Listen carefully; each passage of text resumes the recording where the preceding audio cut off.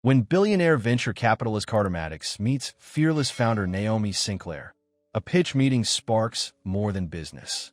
But can love survive power, prejudice, and family legacy? Before we get into the story, comment below where in the world you are watching from today. The Los Angeles morning sunshine streamed through the floor-to-ceiling windows of Carter Maddox's corner office. At 33, Carter was at the top of his game, a billionaire venture capitalist whose name appeared regularly in both business magazines and gossip columns. His short brown hair was perfectly styled, his custom suit fit like it was painted on his athletic frame, and his blue eyes projected the confidence of a man who always got what he wanted. "Mr. Maddox, your 9 o'clock is here," his assistant's voice came through the intercom. Carter glanced at his watch. Another day, another pitch from some hopeful entrepreneur. He'd seen hundreds of them, mostly men who looked just like him, occasionally pretty blonde women whose Instagram following was often more impressive than their business plans. "Send them in," he said, not bothering to look up from his computer screen. The door opened, and Carter prepared his usual polite but distant greeting. But when he raised his eyes, the words died in his throat. She wasn't what he expected. Not at all. Naomi Sinclair walked into the room with purpose, her caramel skin glowing against the crisp white of her blazer. Her dark curls were pulled back into a neat bun, showcasing high cheekbones and eyes that seemed to see right through him. She wasn't smiling. In fact, her expression was serious, almost challenging. "Mr. Maddox," she said, extending her hand. "I'm Naomi Sinclair, founder of Connect and Heal. Thank you for taking the time to meet with me today." Carter stood quickly, suddenly aware of his staring. He shook her hand, noticing her firm grip. "Please, have a seat," he managed, gesturing to the chair across from his desk. As Naomi set up her presentation, Carter couldn't take his eyes off her. There was something magnetic about her presence, not just her beauty, which was undeniable, but her confidence. She moved with purpose, without the nervous energy most people displayed in pitch meetings. "So, Ms. Sinclair, Naomi is fine," she corrected him, making direct eye contact. "Naomi," Carter repeated, feeling strangely off balance. "Tell me about your app." Connect and Heal isn't just an app, Mr. Maddox. It's a platform designed to bring wellness resources to communities that have been systematically excluded from the self-care movement. Carter leaned back in his chair, crossing his arms. "Sounds like a charity project." Naomi's eyes flashed. "No, it's a business. One with both purpose and profit potential. But I'm not surprised that's your first reaction." "Excuse me?" Carter wasn't used to being challenged, especially not in his own office. The wellness industry is worth billions, but it caters almost exclusively to wealthy white women who can afford $100 yoga pants and $20 smoothies. Meanwhile, communities of color are dealing with higher rates of stress, heart disease, and mental health issues with fewer resources. She stood up and walked to the large screen on the wall, pulling up her presentation. Connect and Heal bridges that gap. We provide affordable access to mental health professionals, nutritionists, fitness coaches, and community support groups, all culturally sensitive and accessible. For the next 20 minutes, Carter listened as Naomi laid out her business plan. Her research was impeccable, her market analysis spot on, and her passion undeniable. But what really caught his attention was how she didn't try to charm him. There was no flattery, no attempts to impress. She simply presented the facts, including some uncomfortable ones. "Let's be honest, Mr. Maddox," she said, coming to the end of her presentation. "Your company has funded 17 wellness startups in the past 3 years. 16 were founded by white entrepreneurs. The one exception was a fitness app created by a former NFL player." Carter shifted uncomfortably. He hadn't realized the pattern was so obvious. "You don't have to like me," Naomi continued, her voice steady. "You just have to admit that what I'm building matters more than another photo filter app made by someone who looks like your ex." The room fell silent. Carter's assistant had warned him that Ms. Sinclair was direct, but this was something else entirely. He should have been offended. Instead, he felt seen and strangely exposed. "That's quite an accusation," he finally said. "It's not an accusation. It's data." Naomi gathered her materials. I've provided you with my business plan and financial projections. Your team can look them over and let me know your decision. She extended her hand again, professional to the end. Thank you for your time, Mr. Maddox. As Carter shook her hand, something shifted inside him. He couldn't remember the last time anyone had spoken to him with such honesty, without trying to gain his favor or impress him. I'll review everything personally, he heard himself saying. Naomi nodded and walked out, leaving Carter standing alone in his office, feeling as though a hurricane had just passed through. The next morning, Carter sat in his weekly investment meeting, surrounded by his team of analysts and advisors. They'd gone through 5 potential investments already, with 2 approvals and 3 rejections. Next up is Connect and Heal, said Jason, his head of acquisitions. Wellness app targeting underserved communities. Minority-owned, added Melissa, another team member, with a slight tone that always appeared when discussing diversity initiatives. I've reviewed the materials, Carter said, cutting through the subtle undertones in the room. The business plan is solid. The market research is comprehensive, and the founder has a clear vision. But the target demographic has limited disposable income, argued Jason. The revenue projections seem optimistic. Carter leaned forward. Actually, her financial model accounts for that. The tiered payment system and community partnership approach creates multiple revenue streams. Plus, she's identified several grant opportunities that could offset initial costs. The room fell silent. Carter rarely advocated so strongly for a project, especially one that didn't fit their usual portfolio. Are we sure this isn't just, a PR move? Asked another team member delicately. We've been getting some pressure about diversity in our investments. Carter felt a flash of irritation. This isn't about PR. It's about recognizing an untapped market and a solid business opportunity. I want to move forward with this one. $5 million for a 20% stake. Eyebrows raised around the table. The amount was generous by their standards. I'll handle the founder myself, Carter added, standing to signal the end of the discussion. Set up a meeting for tomorrow. As the team filed out, Carter's longtime friend and business partner, Derek, lingered behind. So, Derek said, a knowing smile playing on his lips. This founder must have made quite an impression. Naomi Sinclair, right? Carter busied himself with papers on his desk. She has a solid business plan. And it has nothing to do with the fact that she's gorgeous. I saw her when she came in yesterday. Don't be ridiculous, Carter snapped, with more force than he intended. This is business. Derek raised his hands in surrender. Hey, no judgment here. Just never seen you so personally invested in a pitch before, especially one that's not exactly our usual style. Maybe it's time we expanded our usual style, Carter replied. Set up the meeting. Naomi sat at her favorite table in the back of Limert Park Cafe, a small coffee shop in her South Central neighborhood. Her laptop was open, but her mind was elsewhere, replaying yesterday's pitch meeting. Carter Maddox had not been what she expected. Yes, he was exactly the privileged tech bro she'd anticipated on the surface. Expensive suit, corner office with a view, that slightly condescending initial greeting. But there had been something else there too. A moment of genuine interest when she'd called him out. Not anger, but recognition. Earth to Naomi. A voice broke through her thoughts. Her best friend Maya placed a fresh latte on the table and slid into the seat across from her.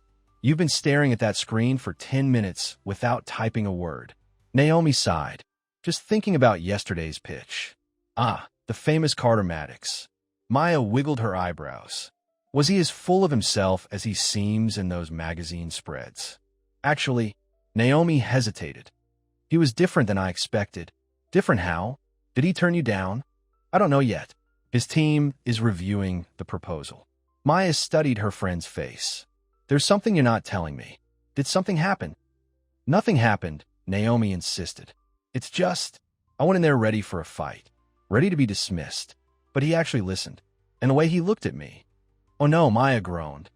Please tell me you're not falling for a billionaire white boy. That's so cliché. Don't be ridiculous, Naomi said sharply. I don't have time for relationships, especially not with men like Carter Maddox. Men who date Instagram models and socialites. Men who probably see black women as some exotic adventure. Good, Maya nodded. Because men like that don't change, honey. They might play at being allies, but when it comes down to it, they always go back to what's comfortable. Naomi's phone buzzed with an email notification. She glanced down and froze. What is it? Maya asked. It's from Maddox Tech. Naomi opened the email, her heart suddenly racing. They want to meet tomorrow to discuss investment terms. Maya squealed and reached across the table to squeeze Naomi's hand. Girl, they're going to fund you. Naomi stared at the email, reading it twice to make sure she wasn't imagining things. It says Carter Maddox wants to personally handle the arrangements. Personally, huh? Maya raised an eyebrow. Interesting. It's not like that, Naomi protested. This is strictly business. Maya gave her a knowing look. If you say so. Just be careful, Naomi. Men like Carter Maddox aren't used to hearing no, and you've worked too hard to let anything or anyone distract you from your goals. Trust me, Naomi said firmly, the last thing I need is a distraction, especially one with blue eyes and a billion-dollar bank account.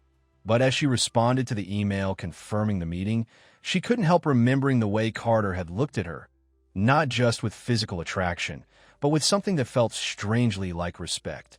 Carter couldn't sleep. He stood at the window of his Malibu beach house, staring out at the moonlight reflecting off the ocean. It was 2 a.m., and his mind was still racing, replaying his meeting with Naomi Sinclair. What was it about her that had gotten under his skin? He'd met beautiful women before, dated many of them. His last girlfriend, Serena, had been a model-turned-influencer whose face had graced magazine covers. Their relationship had been simple, convenient, and ultimately forgettable.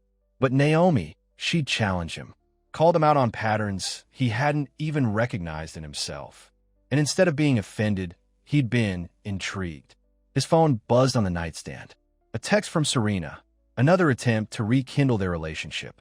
He ignored it. Instead, he opened his laptop and pulled up Naomi's social media profiles.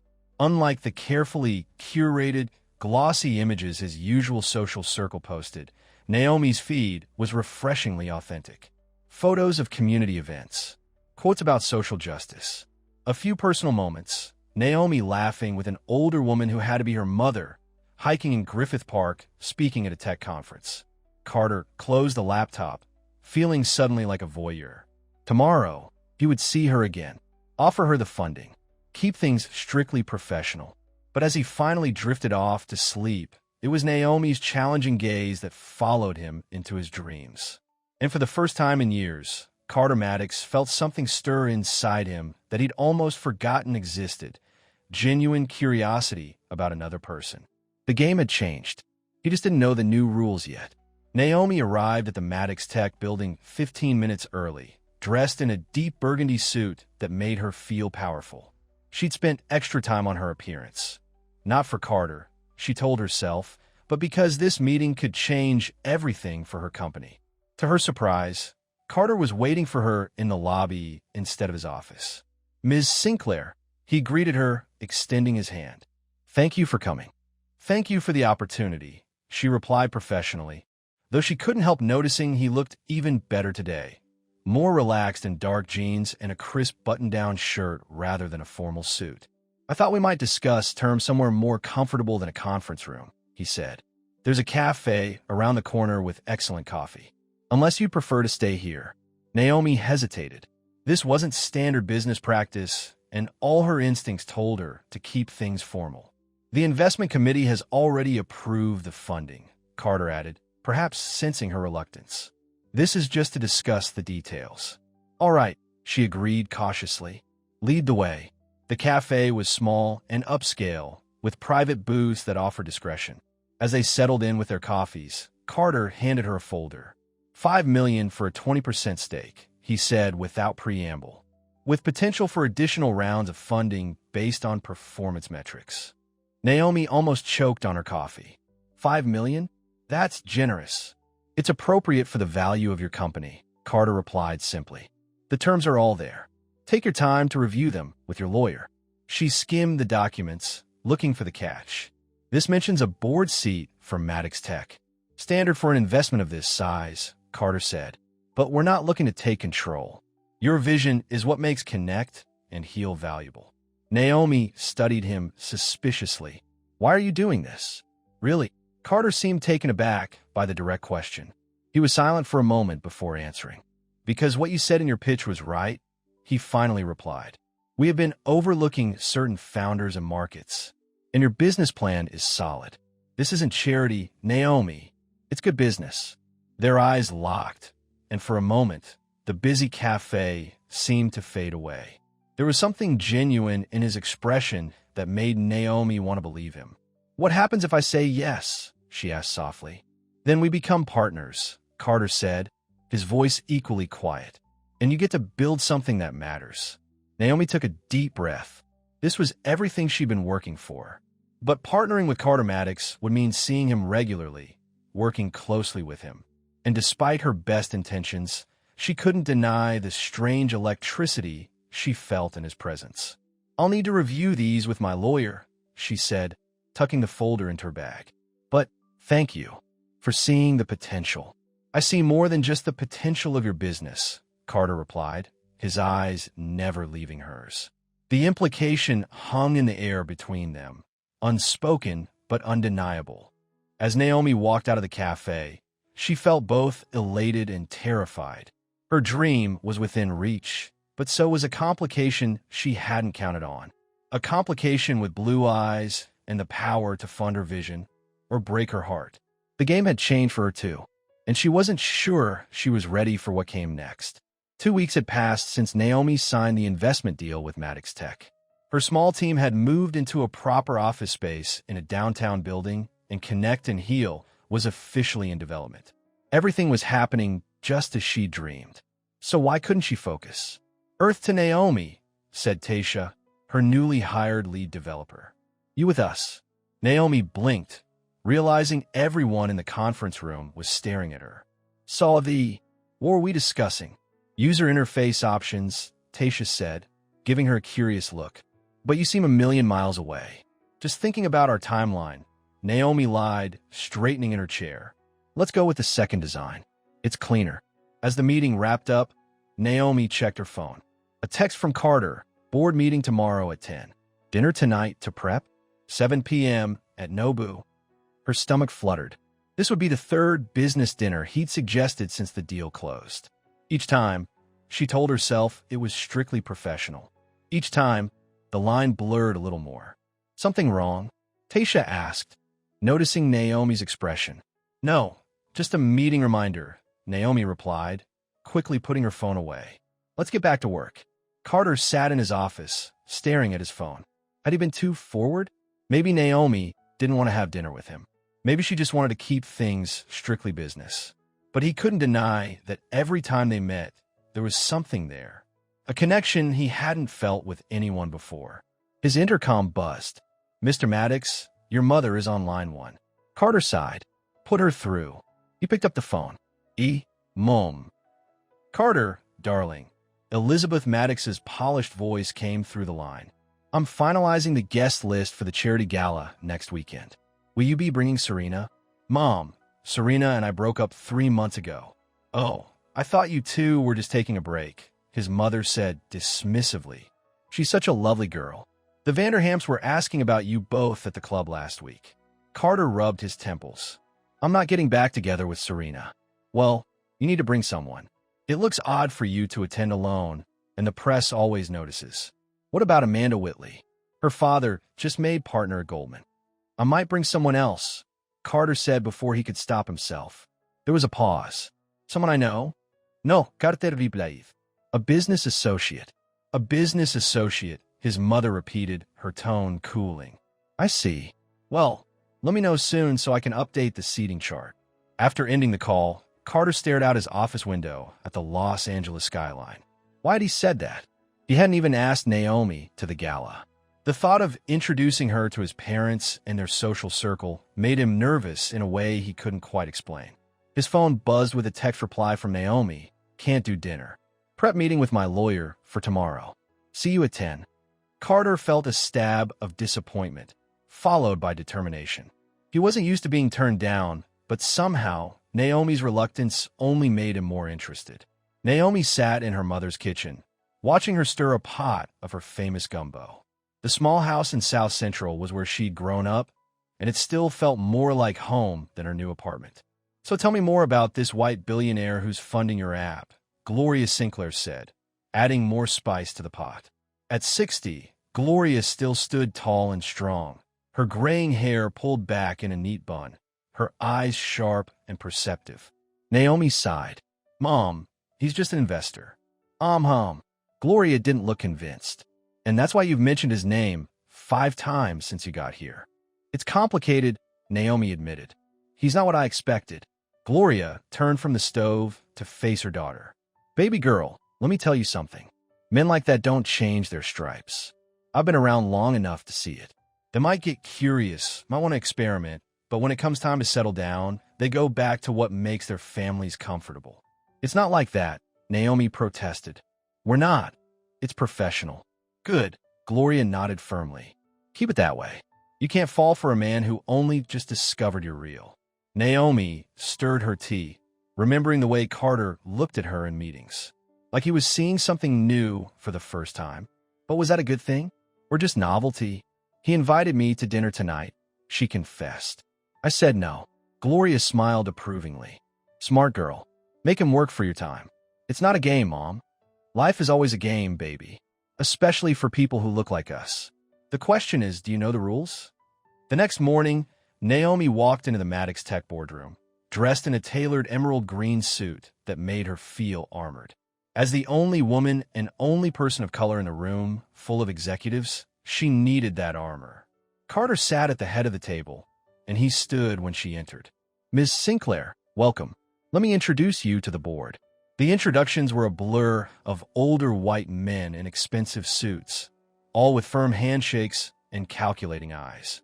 Naomi kept her back straight and her expression confident, even as she felt them assessing her. "Ms. Sinclair will be giving us an update on Connect and Heal's progress," Carter explained. "As you know, we've made a significant investment in her company." Naomi launched into her presentation, detailing the app development timeline, marketing strategy, and early partnership agreements she'd secured with community health centers. She was in her element, confident and knowledgeable. But halfway through, one of the board members interrupted. "This all sounds very niche. How do you plan to scale beyond urban communities?" The euphemism wasn't lost on Naomi. "Connect and Heal isn't just for urban communities, Mr. Daniels. Health disparities affect rural areas, immigrant populations, and many other underserved groups. Our scaling strategy includes tailoring content for different demographics while maintaining our core platform." Mr. Daniels didn't look convinced. "And you believe there's sufficient purchasing power in these communities?" Before Naomi could respond, Carter cut in. "The financial projections were included in your packets, Tom. As you can see, the tiered payment model addresses that concern, and early user testing shows strong engagement." The older man sat back, chastened but clearly not happy about being corrected. After the meeting, Naomi gathered her materials quickly, eager to escape the stifling atmosphere of the boardroom. "Naomi, wait," Carter called, catching up to her at the elevator. "You were great in there."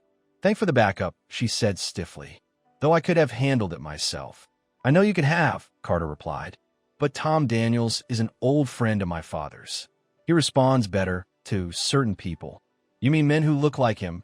Naomi said bluntly. Carter didn't deny it. Sometimes playing the game means knowing which battles to fight yourself and which ones to let allies handle. The elevator arrived, and Naomi stepped in. "Is that what you are now? My ally?" Carter held the door open. "I'd like to be more than that." Their eyes locked, the tension between them almost palpable. "The charity gala I mentioned," Carter continued. "It's next Saturday. Would you come with me?" Naomi was surprised by the invitation. "As your business associate?" "As my date," he clarified, his voice low. The elevator started to beep, impatient to close its doors. "I don't think that's a good idea," Naomi finally said. "We should keep things professional." Something flickered in Carter's eyes, disappointment, maybe even hurt. "Of course. Just thought I'd ask." He stepped back, letting the elevator doors close between them. Naomi leaned against the wall, heart pounding. She'd made the right decision, hadn't she? Saturday evening found Naomi at the community center in her neighborhood, helping with a health fair she'd organized. Local doctors and nurses had volunteered their time to provide free screenings, while Naomi demonstrated an early version of the Connect and Heal app. "This is amazing, Naomi," said Pastor Williams, the elderly man who ran the center.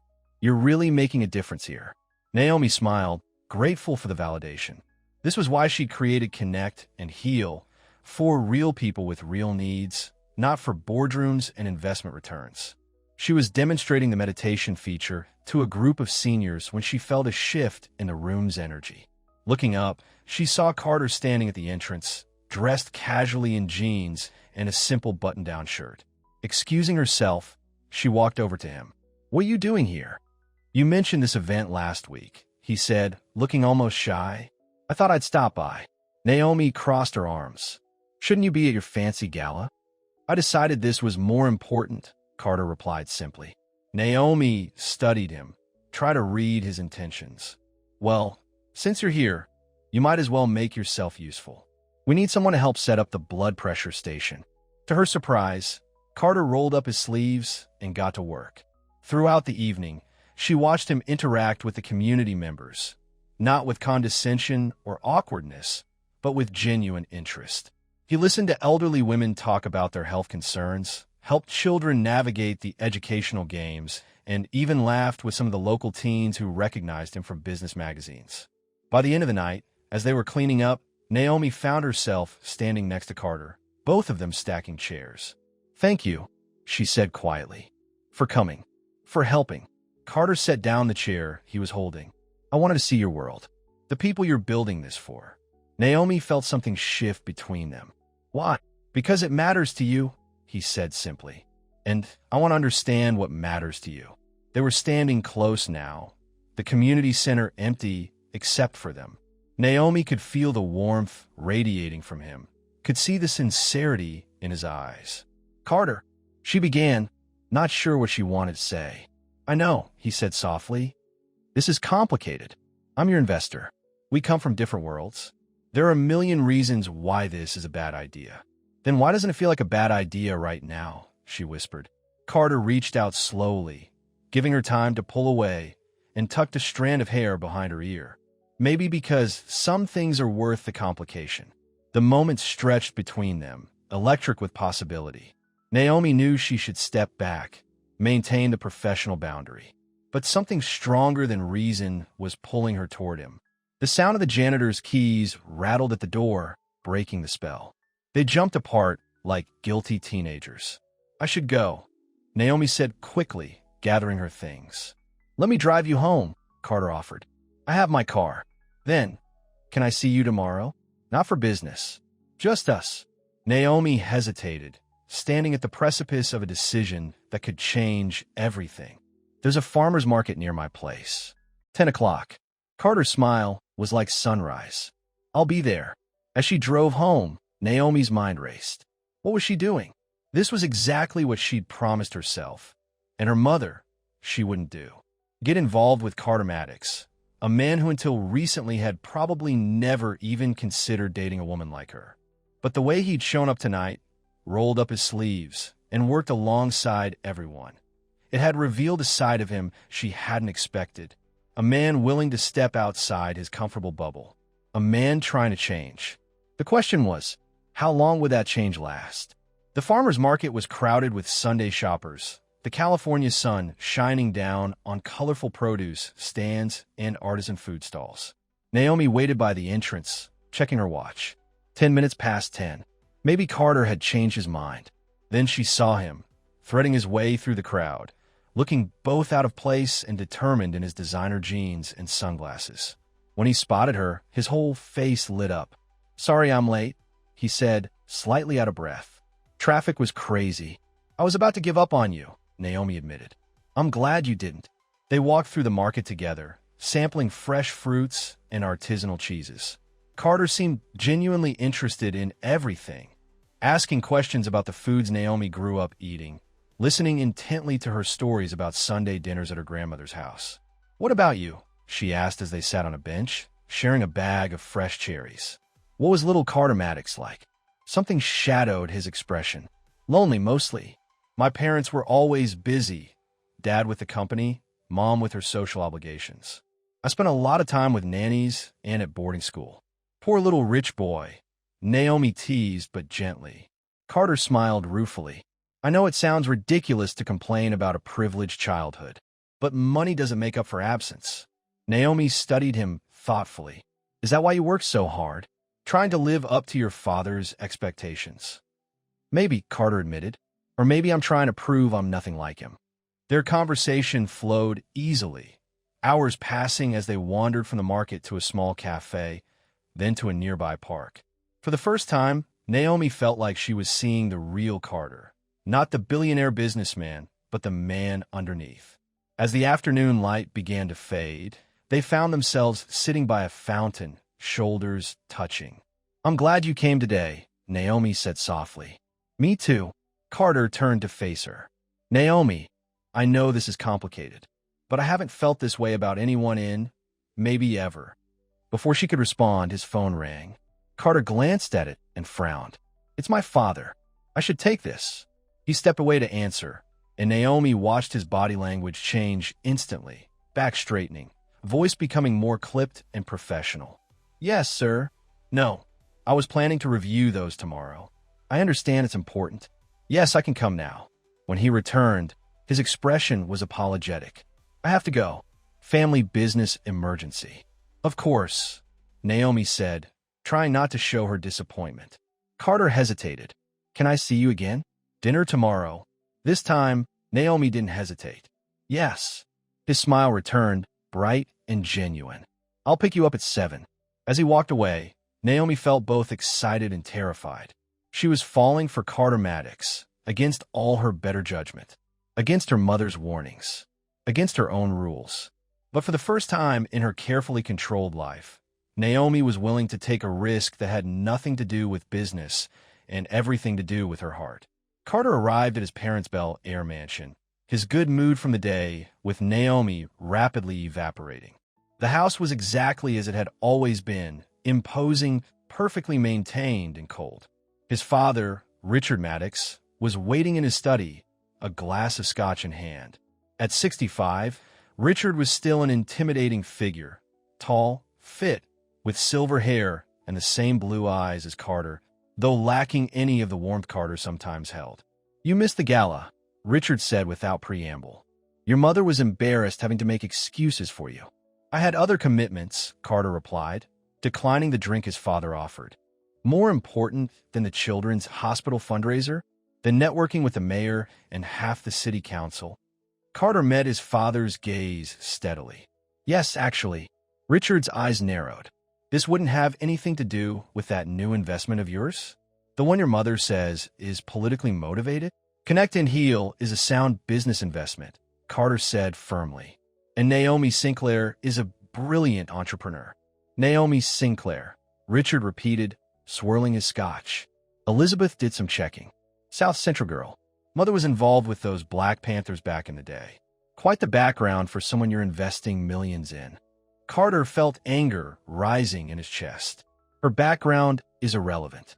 Her business plan is solid. Her market research is impeccable. And her app has enormous potential. And the fact that she's an attractive young woman has nothing to do with it. Richard's tone was knowing, condescending. Don't do that, Carter said, his voice low and dangerous. Don't reduce her to that. Richard studied his son for a long moment. You're sleeping with her. I'm not, Carter snapped. But even if I were, it would be none of your business. It becomes my business when it affects the company, Richard replied coldly. When it becomes a potential scandal. When it threatens everything we've built. Threatens what, exactly? Carter demanded. Our precious image? The Maddox family reputation. Don't be naive, son. You know how this works. How the world works. Carter stared at his father, suddenly seeing him clearly. A man trapped in outdated thinking, afraid of change, desperate to maintain control. Maybe it's time the world worked differently, Carter said quietly. Richard slammed his glass down. This isn't like you, Carter. You've always been sensible, strategic. Maybe that wasn't me at all, Carter replied. Maybe I was just being who you wanted me to be. He turned to leave, but his father's voice stopped him at the door. If you pursue this with her, there will be consequences. For the company, for your position. Think carefully about what you're risking. Carter paused, his hand on the doorknob. A month ago, that threat would have been enough to make him back down. His position at Maddox Tech was everything he'd worked for. But now, with Naomi's challenge echoing in his mind, with the memory of her smile fresh from their day together, the choice didn't seem so difficult. Some things, he said, looking back at his father, are worth the risk. As he drove away from his childhood home, Carter felt both terrified and exhilarated. For the first time in his life, he was choosing his own path, defying his father, following his heart. Tomorrow, he would see Naomi again, and this time, he wouldn't hold back. No more pretending this was just business. No more hiding behind professional boundaries. Whatever this was between them, it was real. It was powerful, and it was worth fighting for, even if it meant fighting his own family. 3 weeks had passed since that day at the farmer's market, and Naomi's life had transformed in ways she never expected. She and Carter had been seeing each other almost daily. Dinners at out-of-the-way restaurants, quiet evenings at her apartment, long walks on secluded beaches. They'd been careful to keep their relationship private, aware of the complications it could create for both of them. But in those private moments, something real was growing between them. Something that scared and thrilled Naomi in equal measure. Tonight, they were at Carter's Malibu beach house, sitting on the deck overlooking the ocean. The sun was setting, painting the sky in brilliant oranges and pinks. Naomi leaned against the railing, watching the waves crash against the shore. "Penny for your thoughts," Carter said, handing her a glass of wine. "Just thinking about how different our worlds are," she replied honestly. "Your beach house probably cost more than my entire neighborhood." Carter looked uncomfortable. "Does that bother you?" "Sometimes," Naomi admitted, "not the money itself, but what it represents. The different rules for different people. The doors that open automatically for you that I have to pound on." Carter moved closer, placing a hand over hers on the railing. "I can't change where I came from, but I'm trying to understand. To do better." Naomi turned to face him. "Are you? Or am I just your way of feeling better about yourself? Your black girlfriend who proves you're not like the rest of them?" The words hung in the air between them, harsh but honest. Carter stepped back, hurt flickering across his face. "Is that really what you think this is?" he asked quietly. "Some kind of social experiment for me?" Naomi sighed. "I don't know, Carter. Sometimes I look at us and wonder what you see in me that's different from all those Instagram models you used to date. Why the sudden change?" "Because they never challenged me," Carter said, his voice growing passionate.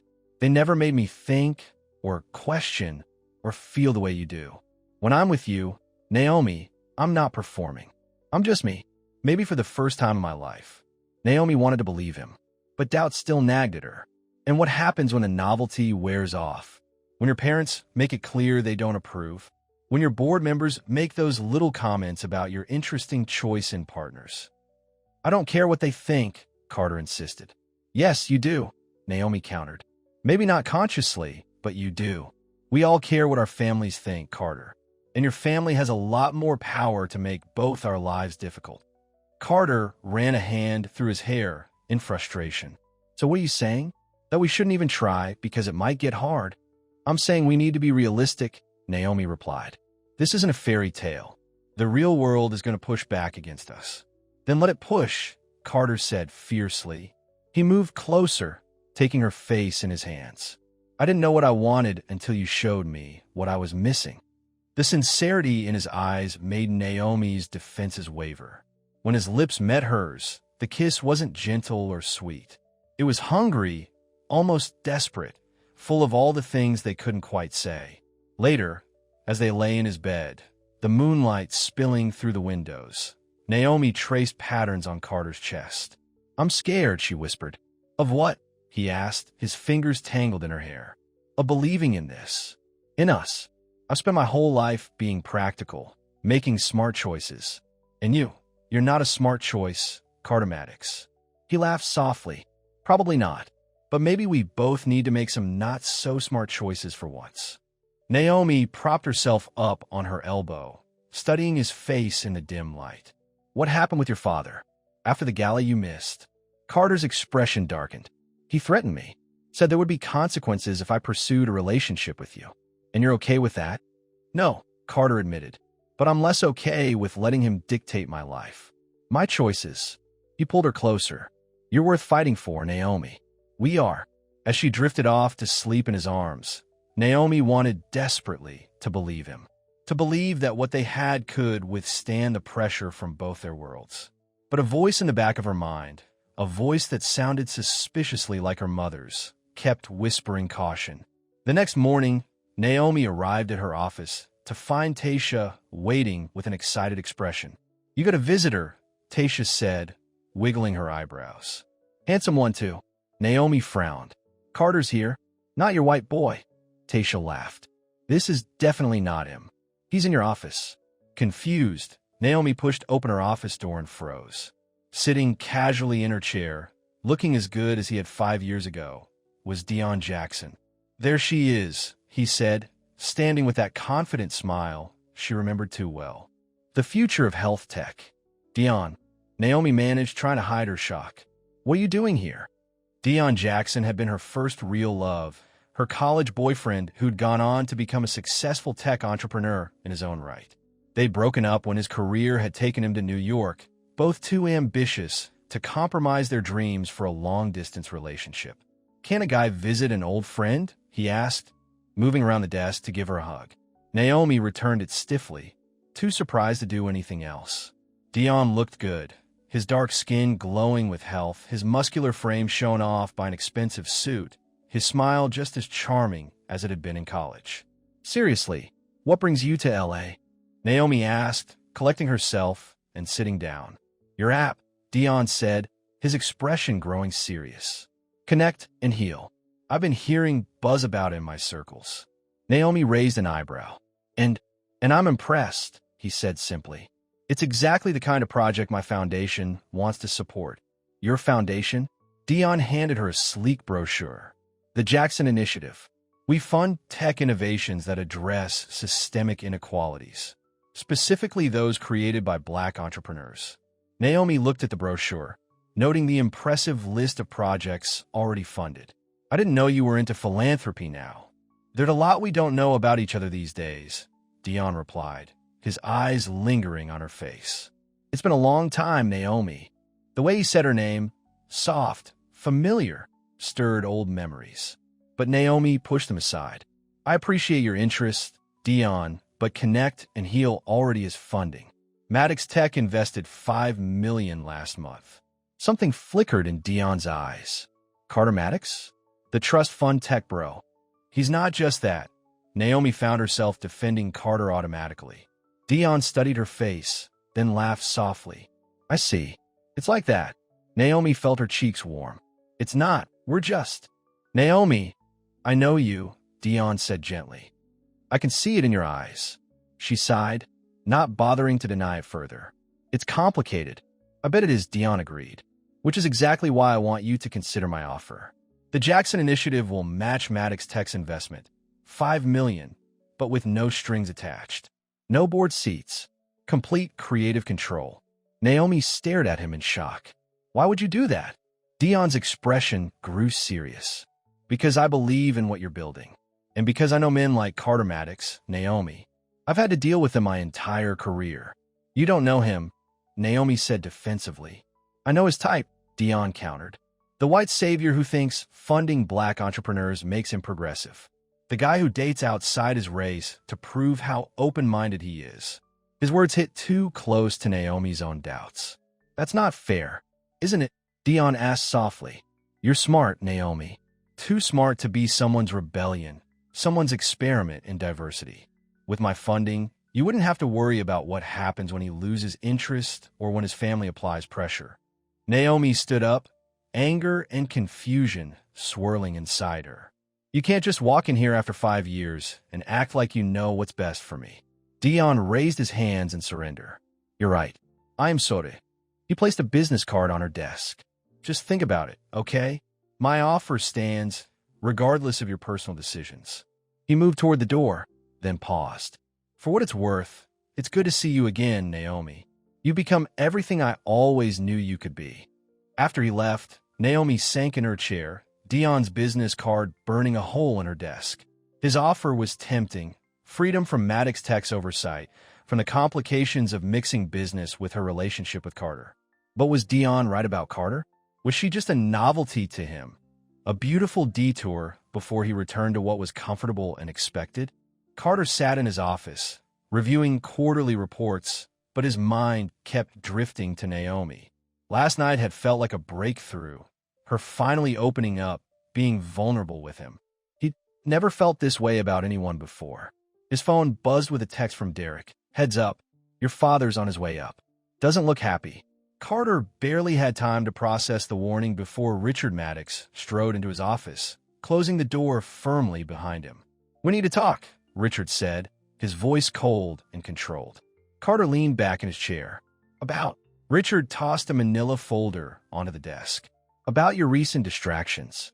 Carter opened the folder and froze. Inside were photos, him and Naomi at a restaurant, walking on the beach, entering her apartment building. Their private moments captured by some photographer's long lens. "You had me follow?" Carter asked, anger rising in his throat. "I had a potential liability investigated," Richard corrected. "Standard procedure." "Naomi is not a liability," Carter snapped, slamming the folder shut. "The board disagrees," Richard replied calmly. "There's already talk about conflicts of interest, about your judgment being compromised." Carter stood up. "My personal life is none of the board's business. It is when you've invested $5 million in a company run by a woman you're sleeping with," Richard said bluntly. "A company with questionable market potential, run by someone with radical family connections." "Radical family connections?" Carter repeated incredulously. "You mean because her mother was involved in civil rights?" "I mean because Gloria Sinclair was arrested 3 times at Black Panther demonstrations," Richard said. "Because she's been vocal about her anti-capitalist views. Because this entire situation looks like you're thinking with something other than your brain." Carter felt his control slipping. "You don't know anything about Naomi or her business.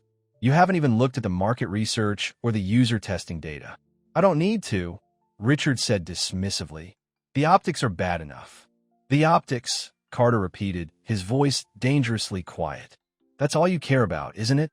How things look, not whether they're right or good or worthwhile." Richard's expression hardened. "What I care about is this company. Its reputation, its future, all of which you seem willing to risk for. Some political statement, some exotic fling, something snapped inside Carter.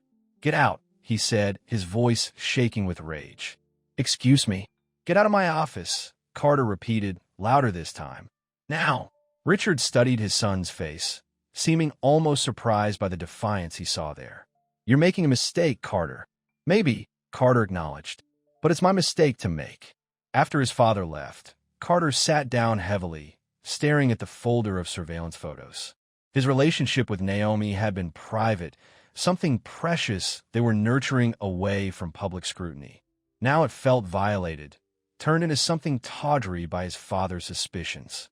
He needed to warn Naomi, to apologize, to assure her that none of this changed how he felt. But as he reached for his phone, an email notification caught his eye. A press release draft from the communications department, announcing a restructuring of investment priorities at Maddox Tech, including a strategic reassessment of recent social impact investments. The message was clear. His father wasn't just threatening him personally. He was threatening Connect and Heal's funding, threatening Naomi's dream. Carter closed his eyes, feeling trapped. He'd promised Naomi he would fight for them, but he hadn't anticipated his father fighting this dirty. Naomi sat on her mother's porch swing, watching the sunset. She needed her mother's grounding presence after the emotional whirlwind of the past 24 hours, the night with Carter, Dion's unexpected return, and offer. "You're quiet tonight," Gloria observed, handing her daughter a mug of tea. "Just thinking," Naomi replied. "About your white boy? Or about Dion showing up?" Naomi's head snapped up. "How did you know about Dion?" Gloria smiled knowingly. "He called me. Asked for my blessing to see you." "You what?" Naomi was shocked. "You didn't think to mention this to me?" Wanted to see what you'd say first, Gloria admitted. So both of them, huh? Must be nice having two successful men fighting over you. Naomi sighed. It's not like that. Dion says he wants to invest in Connect and Heal. No strings attached. Gloria hummed skeptically.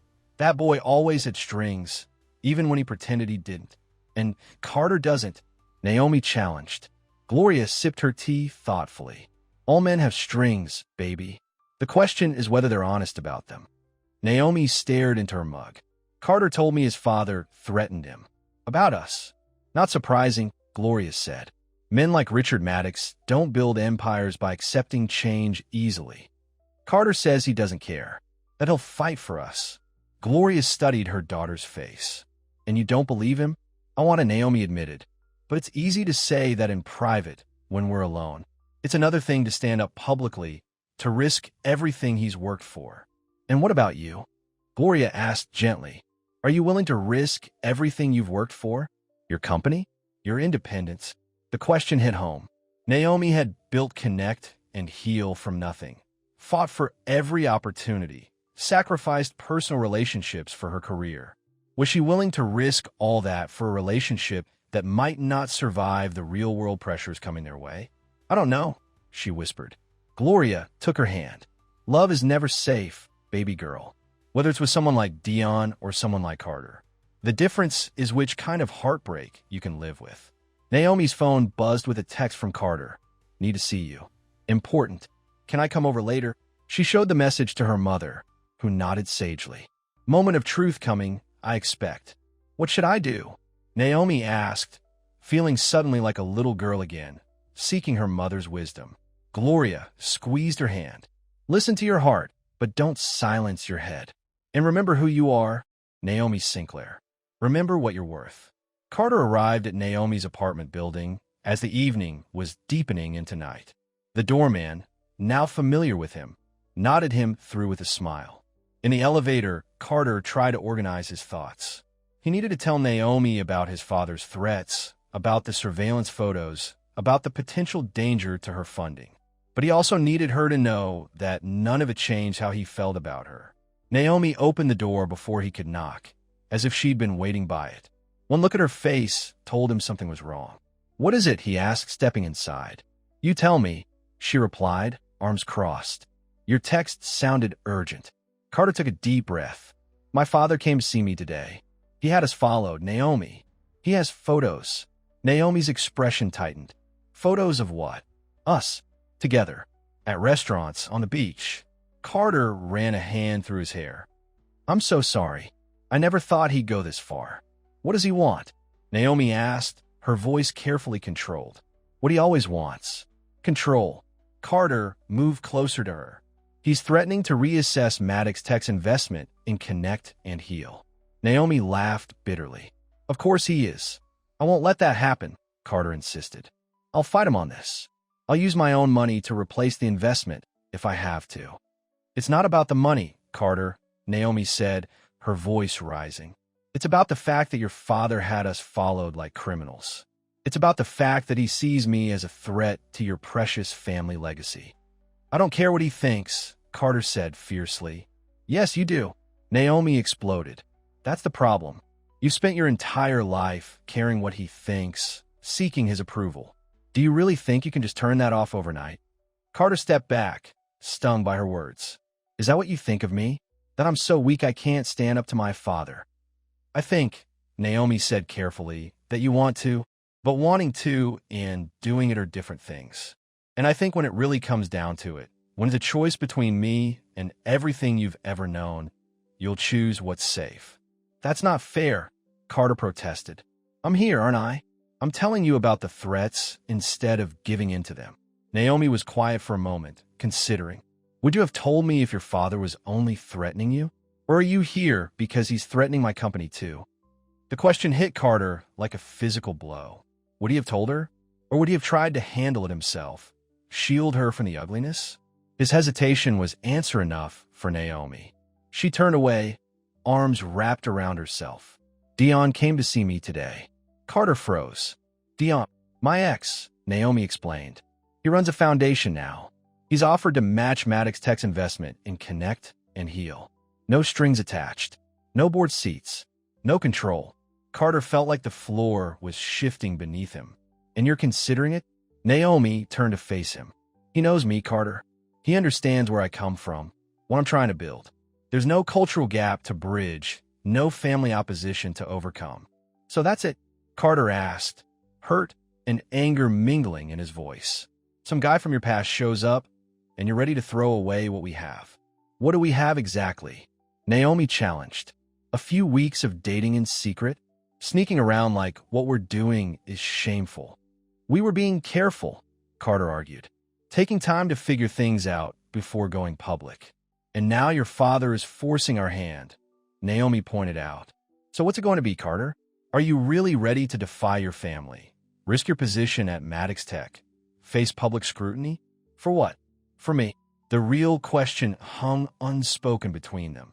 Was she worth it to him? Carter moved toward her, taking her hands in his. Yes, he said simply. You are worth all of that and more. For a moment, Naomi's expression softened, but then she pulled her hands away. I want to believe you, Carter, but I think we both need time to be sure. This isn't just about feelings anymore. There are real consequences now. So you're choosing him, Carter said flatly. Dion, I'm not choosing anyone right now, Naomi said firmly. I'm taking a step back to think clearly. About my company.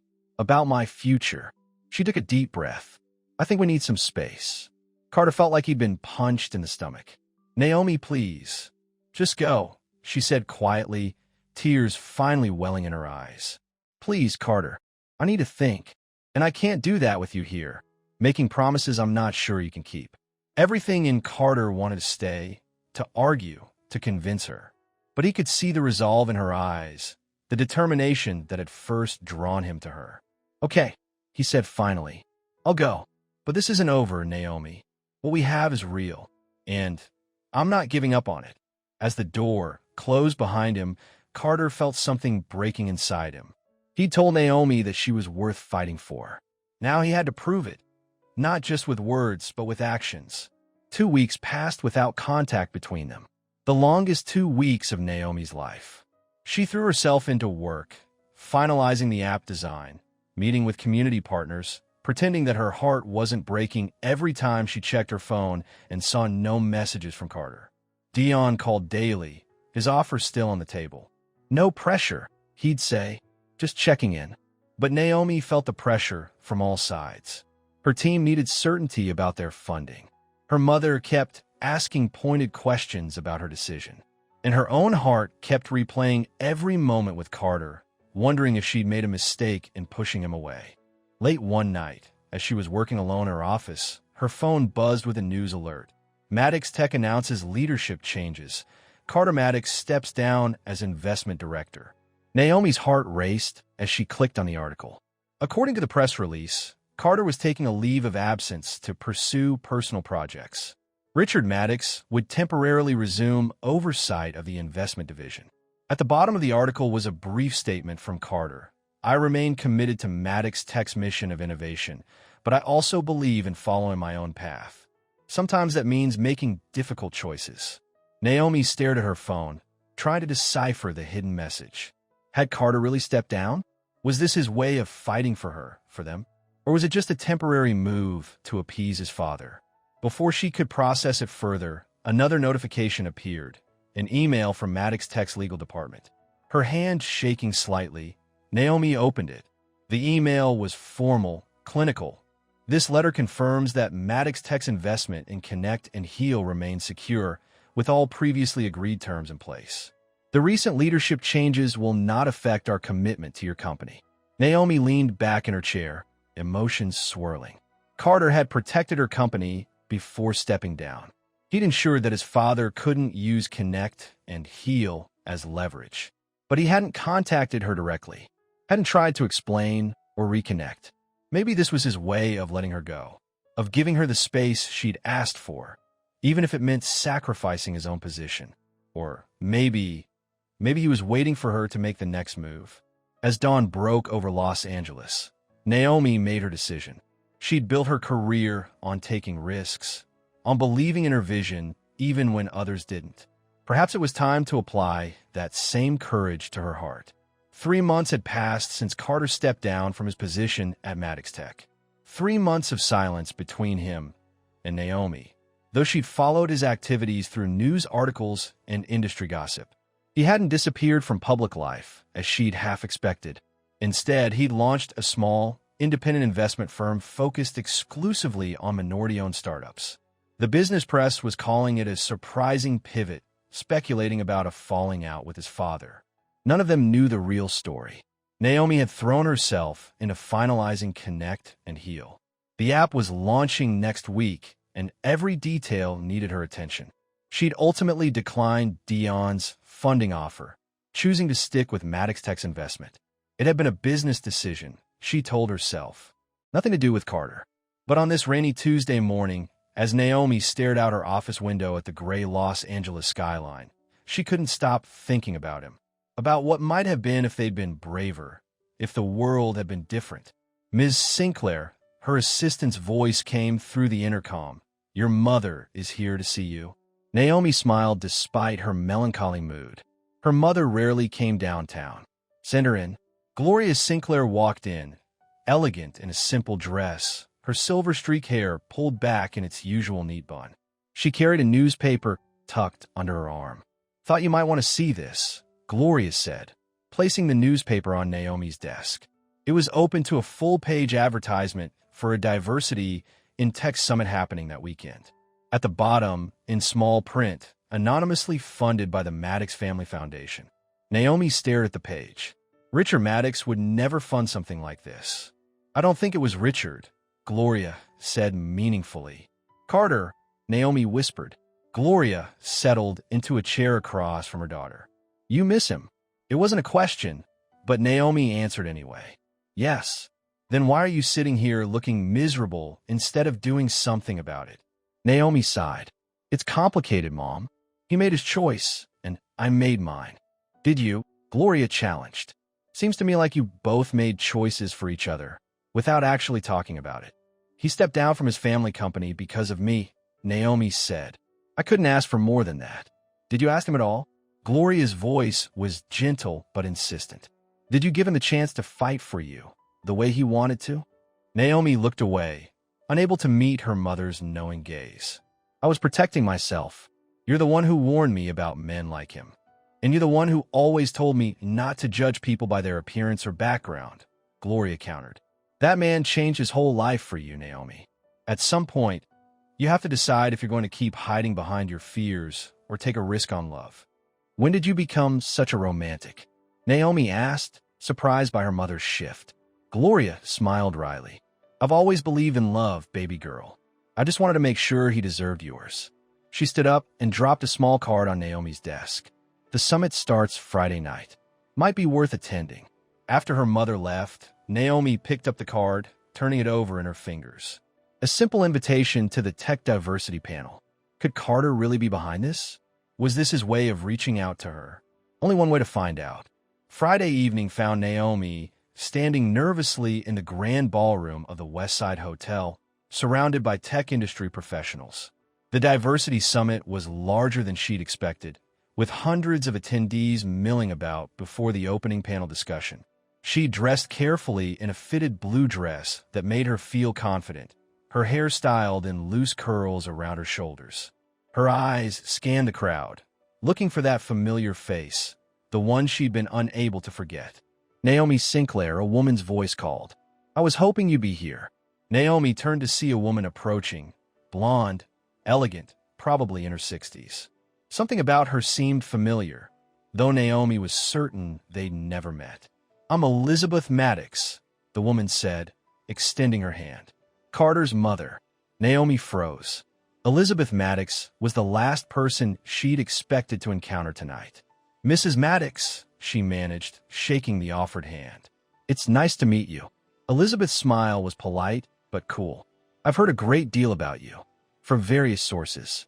"I imagine you have," Naomi replied, keeping her voice steady. "My son has made some surprising decisions lately," Elizabeth continued. "Decisions that have caused quite a stir in our family." Naomi lifted her chin slightly. Carter is a grown man, capable of making his own choices. Yes, he is, Elizabeth agreed, though I wonder if he fully understands the consequences of those choices. With all due respect, Mrs. Maddox, Naomi said firmly, if you're here to warn me away from your son, you're wasting your time. Carter and I haven't spoken in months. Something like surprise flickered across Elizabeth's perfectly composed face. Is that so? Then why are you here tonight? Before Naomi could answer, a man's voice cut through the conversation. Mother, I see you've met Naomi. Carter stood just a few feet away, handsome in a dark suit, his eyes fixed on Naomi. He looked different somehow, more relaxed, more himself, despite the formal attire. I was just getting acquainted, Elizabeth said smoothly. I'll leave you two to catch up. She nodded at Naomi and walked away, disappearing into the crowd.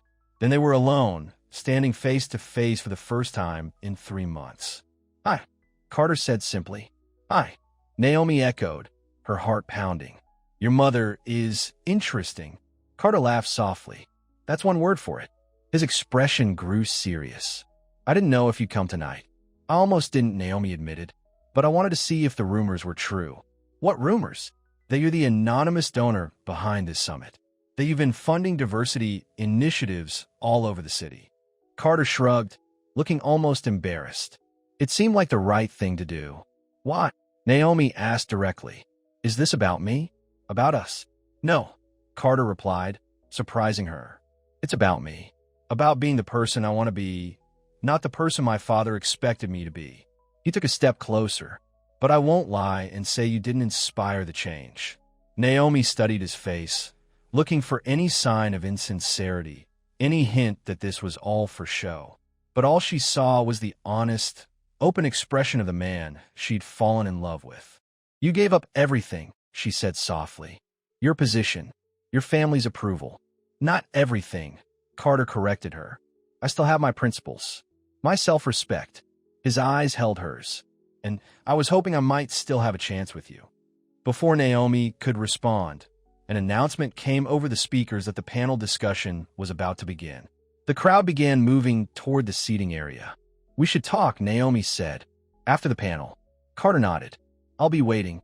The diversity panel featured prominent tech leaders discussing ways to create more inclusive workplaces and funding opportunities.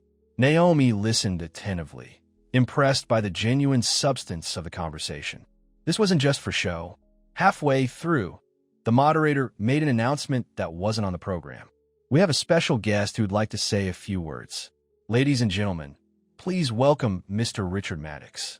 A murmur of surprise rippled through the audience as Carter's father took the stage. Naomi glanced at Carter, seated a few rows away, and saw the shock on his face. This wasn't planned. Richard Maddox looked every inch the powerful executive, tall, silver-haired, impeccably dressed. But as he stood at the podium, Naomi thought she detected something unusual in his demeanor. Uncertainty, perhaps. Thank you, Richard began. I wasn't scheduled to speak tonight. In fact, until yesterday, I wasn't planning to attend at all. He cleared his throat. But my son convinced me that it was important, that I needed to see and hear things from a different perspective. Naomi's eyes darted to Carter again. He was watching his father intently, his expression unreadable. I've spent 40 years building Maddox Tech, Richard continued. I've seen a lot of changes in this industry, but I've been slow to embrace some of them. He paused. My son recently told me something I've been thinking about ever since. He said, maybe it's time the world worked differently. The audience was silent, captivated by this unexpected moment of vulnerability from such a powerful figure. I'm not going to pretend I've had some miraculous change of heart overnight, Richard said honestly. But I am committed to listening, to learning, to doing better. He looked directly at Carter in the audience, and to supporting those who are already leading the way. As Richard left the stage to polite applause, Naomi felt stunned. It wasn't an apology exactly, but from a man like Richard Maddox, it was something close to it. The rest of the panel passed in a blur. When it ended, Naomi made her way through the crowd, looking for Carter. She found him in a quiet corner, deep in conversation with his father. Not wanting to interrupt, she hung back, watching them. There was tension in their body language, but they weren't arguing. They were talking, really talking, perhaps for the first time in years. After a few minutes, Richard noticed her standing there. He said something to Carter, then walked away, nodding briefly to Naomi as he passed. Carter approached her, his expression a mix of emotions. "That was unexpected. What did he say to you?" Naomi asked. "That he doesn't understand my choices, but he respects them," Carter replied, sounding amazed. "And that he's willing to try." "Try what?" "To see the world differently. To see me differently." Carter ran a hand through his hair. "It's not perfect. He's still my father, with all his flaws. But it's a start." Naomi felt something tight inside her chest begin to loosen. "And your mother?" Carter smiled wryly. "She's more practical than ideological. She just wants me to be happy." He took Naomi's hand tentatively. "Can we go somewhere quiet and talk?" Really talk. They ended up on the hotel's rooftop garden, the lights of Los Angeles spreading out below them like stars. They stood side by side at the railing, the night air cool around them. "I should have called you," Carter said, breaking the silence. "After I left Maddox Tech. I wanted to." "Why didn't you?" Naomi asked. "Because you asked for space," he replied simply. "And because I needed to prove to myself as much as to you that what I felt wasn't just words, that I could back it up with action." Naomi turned to face him. "You didn't have to give up your career for me, Carter." "I didn't," he said firmly. "I gave it up for me, for the person I want to be." He took her hands in his. "These past months have been hard, but they've also been clarifying. I'm building something new now, something I believe in." "Your new investment firm?" Naomi nodded. "I've read about it. We've funded 12 startups so far," Carter said, pride evident in his voice. "All minority or women-owned. All focused on creating positive social impact." "I declined Dion's offer," Naomi told him. "I kept the Maddox Tech funding." Carter looked surprised. "You didn't have to do that." "I know," Naomi said, "but it was the right business decision." And she hesitated. "I guess part of me wasn't ready to sever that connection to you." Hope flickered in Carter's eyes. "Naomi, I never stopped loving you. Not for a single day." The words hung in the air between them, honest and vulnerable. "I was scared," Naomi admitted. "Scared that what we had couldn't survive in the real world. That it was too fragile." "And now?" Carter asked softly. Naomi stepped closer to him. "Now I think I was wrong. What we have isn't fragile at all. It's just real. Complicated and messy and real." Carter's hands came up to frame her face gently. "I don't need easy. I just need you." When their lips met, it felt like coming home, like finding something precious that had been lost. They clung to each other under the vast night sky, both knowing that the road ahead wouldn't be simple, but finally believing it was possible. 6 months later, the auditorium of the tech conference was packed, every seat filled as the audience waited for the next speaker. Carter sat in the front row, checking his watch nervously. "Relax," Derek whispered beside him. "She's got this." "I know she does," Carter replied. "I just want everything to be perfect for her." The announcer's voice came over the speakers. "Our next speaker is making waves in the health tech industry with an app that's revolutionizing wellness access for underserved communities. Please welcome the CEO of Connect and Heal, Naomi Sinclair." The applause was thunderous as Naomi walked onto the stage. She looked radiant in a tailored red suit, her hair styled elegantly, her smile confident. Carter felt his heart swell with pride as she took her position at the podium. "Thank you," Naomi began. 2 years ago, Connect and Heal was just an idea, a belief that wellness shouldn't be a luxury, but a right. That everyone deserves access to mental health resources, nutritional guidance, and community support. She continued her presentation, articulate and passionate, detailing the app's success. Over 100,000 downloads in 6 months, partnerships with 20 community health organizations, and documented improvements in users' health outcomes. None of this would have been possible without a team that believed in the vision, Naomi said, and investors who were willing to take a chance on something different. Her eyes found Carter's in the audience, and they shared a private smile. After her speech, as the audience gave her a standing ovation, Carter waited at the side of the stage. When Naomi joined him, he handed her a bouquet of her favorite flowers. "You were amazing," he said, kissing her cheek. "Thanks for being here," she replied, squeezing his hand. A conference photographer approached them. "Miss Sinclair, could we get a photo for the program?" "Of course," she agreed. "And this is Carter Maddox, founder of Equitable Ventures." The photographer positioned them together. "Mr. Maddox, you must be proud to have invested in such a successful company." Before Carter could respond, Naomi spoke up. "Actually, Carter is more than an investor. He's my partner." She looked at him with love in her eyes.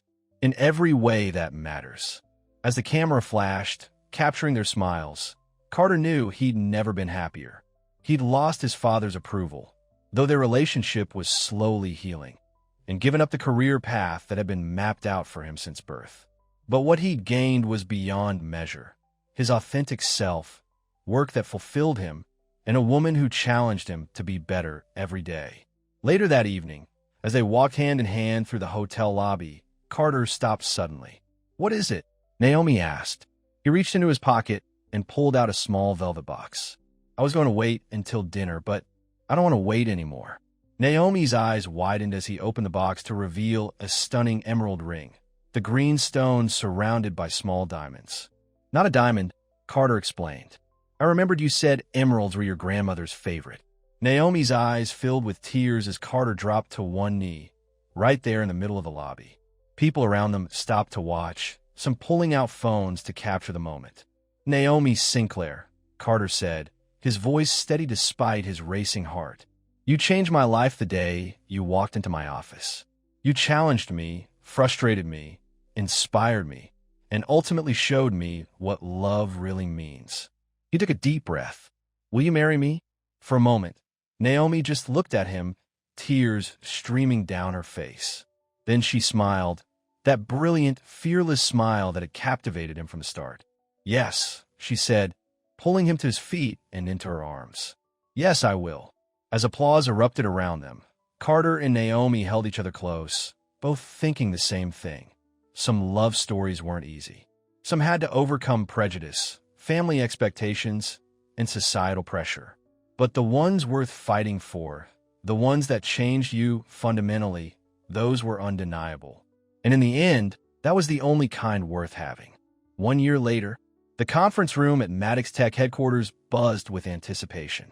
The quarterly pitch meeting was about to begin, with promising startups vying for investment from one of the industry's most prestigious firms.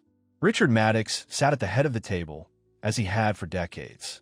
But the company he led had changed significantly over the past year. The board was more diverse. The investment priorities had expanded. And today, his son was returning to present a special joint venture. The door opened, and Carter walked in, followed by Naomi. They made a striking couple. Carter in a perfectly tailored suit, Naomi elegant in a cream-colored dress that highlighted her pregnancy, her wedding ring catching the light as she moved. "Mr. and Mrs. Maddox." Richard greeted them formally, standing to offer Naomi a seat. It was still awkward between them, but the effort was genuine. "Dad," Carter nodded. "Thank you for the opportunity to present today." Elizabeth Maddox, seated near her husband, smiled warmly at her daughter-in-law. She had surprised everyone by becoming Naomi's strongest ally in the family, the two women bonding over their shared determination and intelligence. "Before we begin," Richard said, addressing the room, "I'd like to introduce our presenters. Many of you already know my son, Carter, founder of Equitable Ventures." Carter nodded at the familiar faces around the table. "And joining us today," Richard continued, "is Naomi Sinclair Maddox, CEO of Connect and Heal, which recently surpassed 1 million users." Naomi stepped forward confidently. "Thank you, Richard. We're excited to present our proposal for the Wellness Access Initiative, a joint venture between Connect and Heal, Equitable Ventures, and hopefully Maddox Tech." As Naomi launched into the presentation, outlining a bold plan to bring health technology to rural and underserved urban areas across the country, Carter watched her with undisguised admiration. This brilliant, determined woman had not only built a successful company, but had also helped reshape his family's legacy. When they'd married last spring, Carter had worried that his family drama might overshadow their happiness. But Naomi had navigated it all with grace, setting boundaries where needed, extending olive branches where possible, and always remaining authentically herself. Their relationship wasn't perfect. They still argued, sometimes passionately, about everything from business strategies to which color to paint the nursery for their expected daughter. But the foundation they'd built was strong, based on mutual respect and a love that had been tested and proven resilient. After the presentation, as the board members asked questions and discussed the proposal, Carter squeezed Naomi's hand under the table. "You okay?" he whispered, concerned about her comfort in the late stages of pregnancy. "Never better," she replied with a smile. And it was true. Looking around the table at the faces that had once intimidated her, Naomi felt nothing but confidence. She belonged here, not because she was Carter's wife, but because she was Naomi Sinclair, CEO and visionary in her own right. When the meeting ended with unanimous approval for their initiative, Richard approached them privately.